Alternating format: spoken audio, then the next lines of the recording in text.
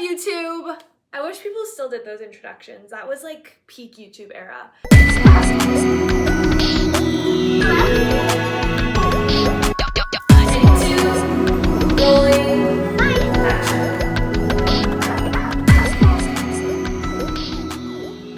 Hi everybody, welcome back to Girl World. I am feeling pumped this week because I did have a coffee at 3 o'clock, and also I don't know why I am feeling so energetic today. Like I actually feel like I could just okay, calm down, Sydney. Yeah, I had my first shift back today. Other than doing commercials, I did an 8-hour shift as a casting associate. My Apple just drank peppermint tea. She's so weird. Apple. Anyways, I had a good day today because I had a full day of work for the first time in 8 months, and I feel like it's helping me a lot, actually. Yeah, my friend Sam got me the job, and all I did today was check in people for their commercial callback, and I was basically on the other side of what I usually do, so it was kind of fun being on the other side and typing in people's names and asking them for photos, and for a lot of people it was their first audition, and so it was just cute seeing everybody be so excited, and everybody was happy and everybody was in a good mood. And I felt energized after my shift, which usually never happens because I have worked in the service industry for quite a long time, and yeah, it's just really nice having different energy. But yeah, I wanted to talk about today for this video, just diving into creativity. I feel like I have a lot of experience in different mediums, I will say, because I did not start as an actor. I started as a music artist. Like I always acted, and I acted in high school, and I had an agent very briefly in high school and stuff, but then I went to school for music production, and then I was trying to pursue a music career, and it didn't work out. And I guess they say that everything happens for a reason, right? Because now I'm here. So without that moment of what I thought at the time at 20, like I just was like, I want to sell out stadiums, like I want to be a pop girly. And honestly, like I look at Sabrina Carpenter, love her so much, and I look at what she's doing, and I, still wish that I had that dream, but I'm also happy doing what I'm doing now, so I don't really care. And who's to say whether that's gonna happen one day or not, whatever. But I feel that whenever I was in like a creative rut or just on this journey of creativity, there was a lot that I tried to fix, and I just wanted things so badly, but it was hindering my creativity.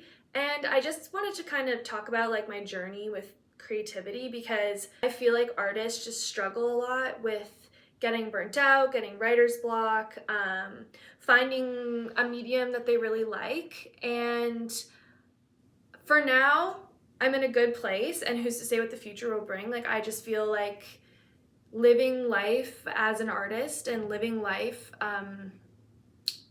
not being so result driven, but being more like journey driven is something that is now more helpful to me. And I guess I just want to share, first of all, a couple books that I really like that I will keep forever and return to.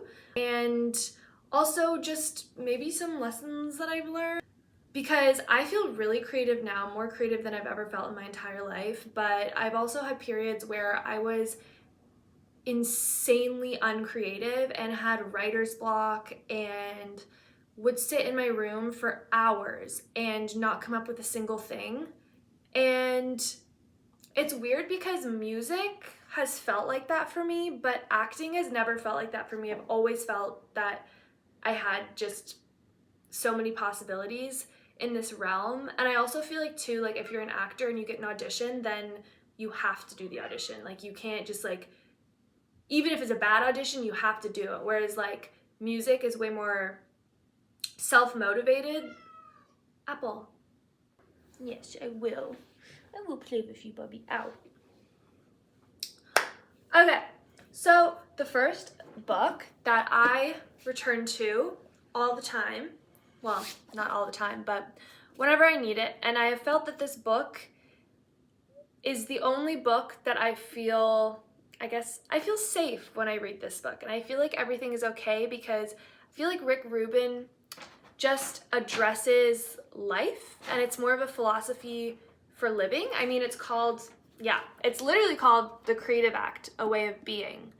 And it isn't to try and get any sort of result. It's just about, I think, just changing your perspective on things and shifting your perspective in a way that serves you rather than a way that makes you feel guilty or makes you feel anxious. Apple. And I will read you, I'm just going to open a random page in the book and read you one thing that it says in the book. And I actually got this book when I was in the Yukon. Every single time that I go anywhere, my limitless budget is going into a bookstore and getting however many books that I want, because I like to read, but I don't really do it that often. So whenever I go on a trip, I just go into the bookstore, look at whatever book I can find, and if I like it, but I'm gonna start reading the inside because I never read the inside of the sleeve. So I would buy a lot of books for the cool cover art, and then I would open them and start reading them and really not like them. So I'm gonna start doing that now, but I will still probably forget to do that and get them anyways. But anyways, I got this. I was visiting my oldest friend. She was doing not a residency, but she was just working in the Yukon for a little bit. Yukon, underrated place. Definitely recommend that you go there. It is beautiful. Everybody there is really nice. And we couldn't really hike because it was grizzly season. I mean, you can hike and the locals hike, but there are definitely grizzly bears, and I can't defend myself against a grizzly bear. I don't think very many people can, but I'm not ready to have that interaction yet. So yeah, I got this at the bookstore up there, which is just special to me. Like, I just think it's cute getting a book in the Yukon, this book in particular, in such a beautiful, nature-esque. Sorry, my cat is just like behind the thing, but I'm just gonna let her do her thing because she is in her way of being. She's having her own creative act. Okay, so I'm gonna pull open a page and we're just gonna see what it says. Apple. Okay, perhaps I'm gonna shift Apple's creative being into a different space. Just one second. Does anyone ever get scared of like feeling too good? Like, I feel really good right now and it scares me. Like, I shouldn't feel this good. That's probably not very healthy. I just feel good. I woke up at 6 a.m. this morning. I was trying to be in my logistics era, and usually I would sleep in for an extra 30 minutes and take the least amount of time as possible. But I started asking myself, what would, because I'm reading Atomic Habits right now, and it's basically, you have to shift yourself into like, who am I being versus just trying to do the habit. So I told myself this morning, sorry if this seems like, I don't know, weird, not weird, but if it seems like not even cocky, but I was just like, what does a highly achieving person do? And I was like, they get up right away. They get up and they start their day. So that's what I did. And I stretched, and then I had a matcha, and then I went to work, and then I had a good shift. And then I got home from my shift, and then I realized I left my keys at work. And then I called my friend Sam because she had my spare key, so it was okay. But my keys are still at the place and I have to go back and get them. So that's really annoying, and that was not very logistical of me. But you know what? We're trying our best. Okay, let's get to the book reading portion of this. Okay. Okay. Oh, this is kind of, okay, I'm repicking.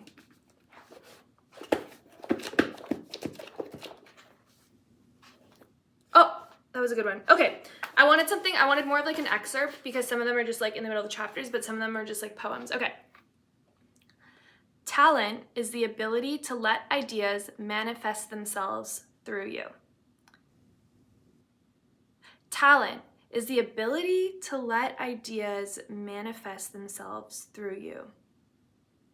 Okay, so my interpretation of this is based on my experience with creativity is to not gatekeep your ideas.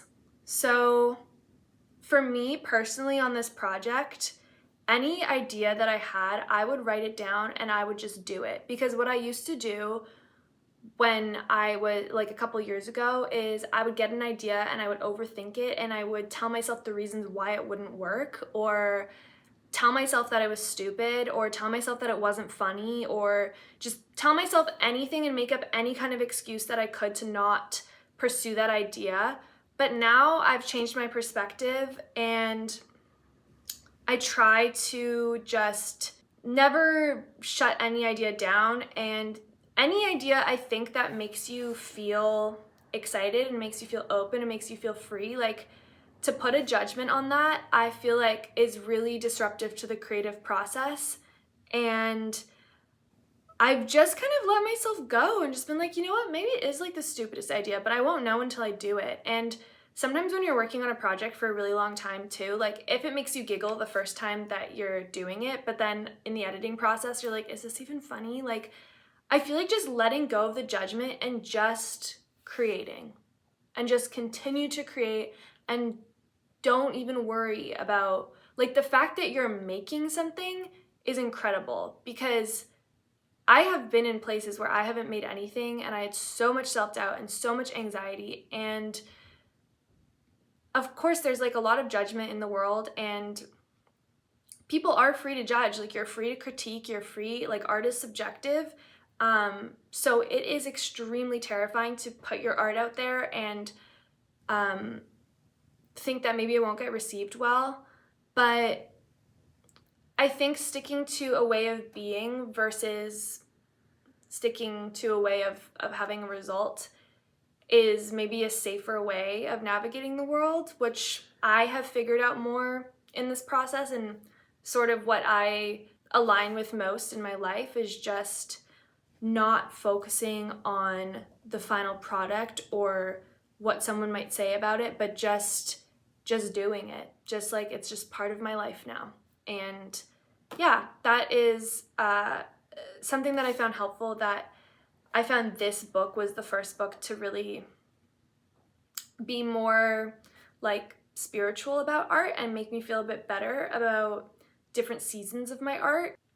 And sometimes you are in a place where you can just let things flow, but sometimes you're in a place where nothing comes. And I think he, in this book, instead of trying to get you out of it, just says, well, that's your season. And part of being an artist is having seasons where you don't make any art and you just focus on living life and taking care of other things. And because there's so many parts of life that are all equally important. And the past couple months, I spent a ton of my life just completely indulging in art. And now, unfortunately, I've got to pick up the pieces and I'm a little stressed out about it. But there was also a season where I was really just working and like I was just doing my auditions and nothing was really happening. But you need all those parts of your life to actually explore different elements of yourself. You know, like right now I'm focusing on my art, but at one point I was focusing on like relationships with other people, my friends, like trying to fill those kinds of cups. Yeah, I just found this book to be really empowering and make me feel like nothing that I am doing is wrong, but the pressure or the perspective that you have on it makes it a lot more difficult to get through. So yeah, I just wanted to share that because making art is hard. It's not an easy thing to do, and maybe someone hasn't heard of this book before and it might be helpful for them.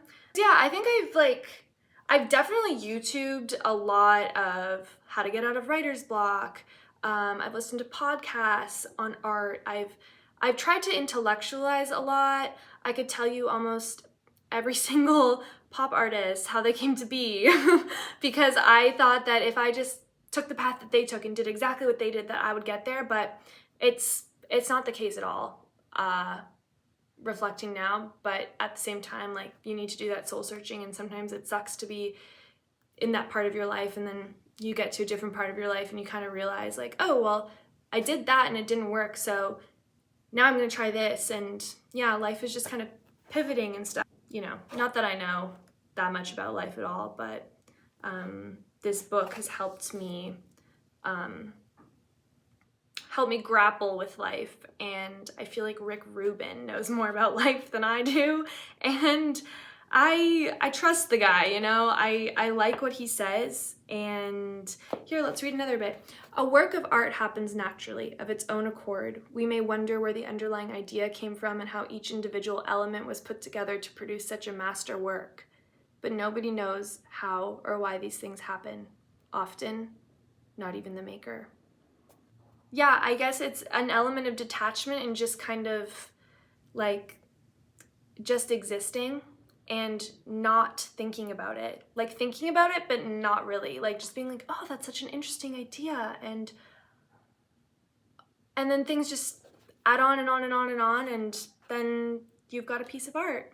And yeah, I really respect his process. And if anybody is struggling with their art or feels that they need some sort of guidance, this book is really good, because I've listened to other things. There's this other podcast that my friend recommended me, and he's really good. I really like this podcast, but at the same time, for my personality and my like sensitivity level, I just don't really do well with like a kind of like tough love, like you got to go hard. And there was sometimes where I would like listen to it and like it, but I prefer a softer way of living for my art. I don't feel like it's this like do it, or I agree sometimes with the do or die mentality, but this way kind of encompasses it in a softer, more wholesome way than this kind of like blood, sweat, and tears way.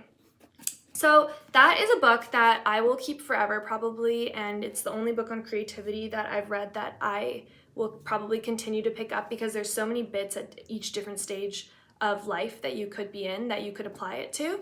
And then also, this book is a photography book, and it's by one of my favorite photographers, and I do return to it. I got a different photography book when I was in New York, which funnily enough, the photographer was from Vancouver. When I checked out the book, she was like, oh, like, you know, like I love Jeff Wall. And I was like, oh yeah, I just saw the cover and I was really like, I really liked it. So here, and she was like, he's from Vancouver. And I was like, I'm from Vancouver. But even so, he's a great photographer. And this photographer is just ride or die. This photographer is Hugo Comte.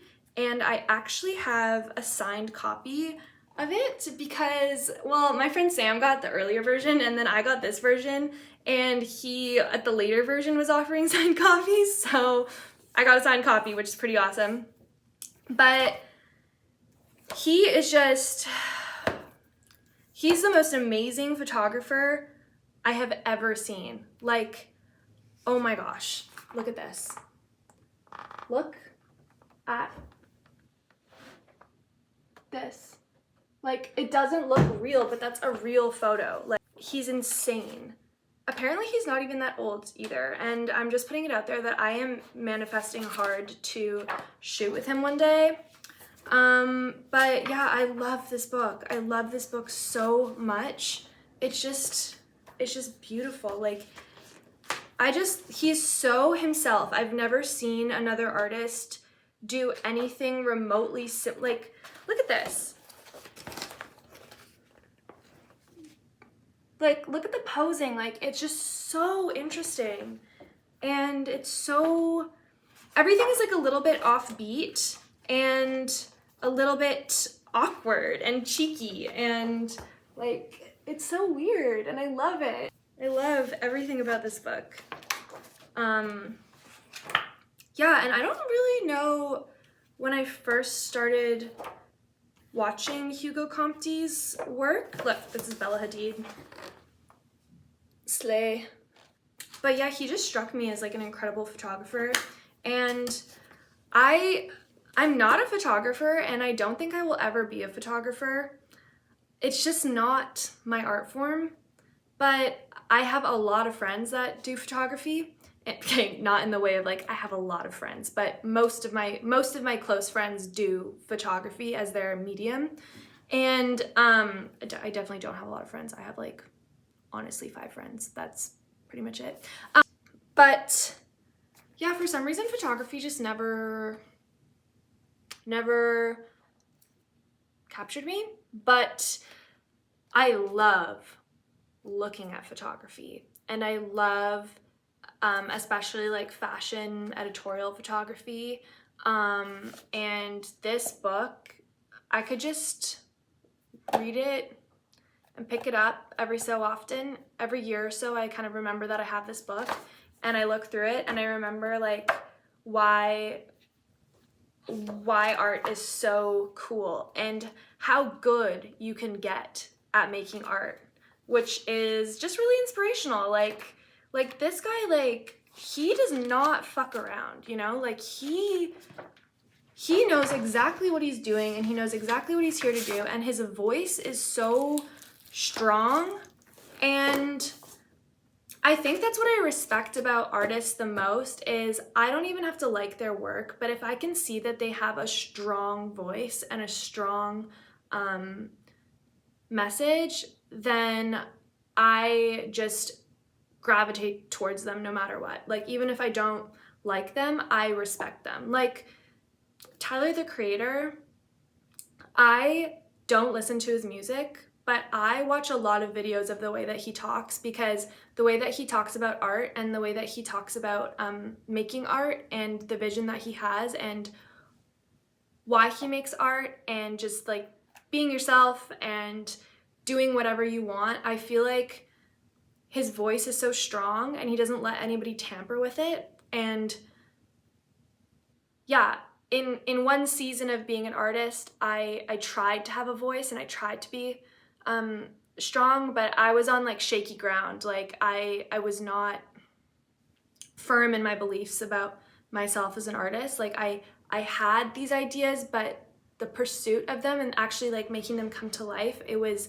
stumped by a lot of thoughts of fear and this is stupid, this is not good enough, this is whatever. And this leads me to the next thing that I really want to bring up that I think is just good for anybody. If you're not an artist, if you are an artist, I think everybody's creative in a certain way, but just generally, I would say the biggest thing that helped me as an artist was therapy.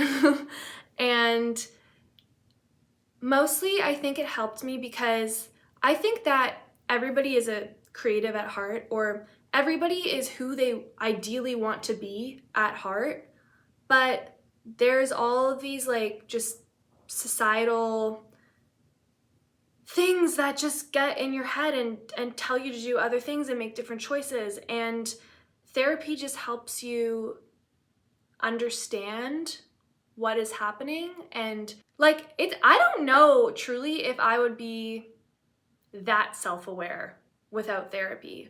I knew that I wanted to do some more deep digging, and I had a journal for years, but I also had like crippling anxiety and I just didn't know why. And I just thought that that was just life every day, that you just, which is crazy to me now because my anxiety's gotten a lot better, and especially last year I had terrible mental health, but now I kind of understand how to navigate that. And I also apply that to scary thoughts when I'm making art. So if I think that, I don't know, if I think, what if I never make art again? Or what if I get writer's block? I just see it now as like, okay, well, I'm having a thought that I'm gonna get writer's block. And worst case scenario, I don't make anything for a little bit, but then my life changes and maybe I pursue something else. Like I don't see it as like the end of the road anymore. Whereas a couple years ago, when I would have those thoughts, I would really see it as like the end of the world and like, what am I gonna do? Like this is my life, this is what I love to do, blah, blah, blah, blah. But yeah, like I went to like a lot of therapy, and I had a lot of therapy, and working on the other parts of my life helped me get closer to the part of my life that makes me feel the most fulfilled.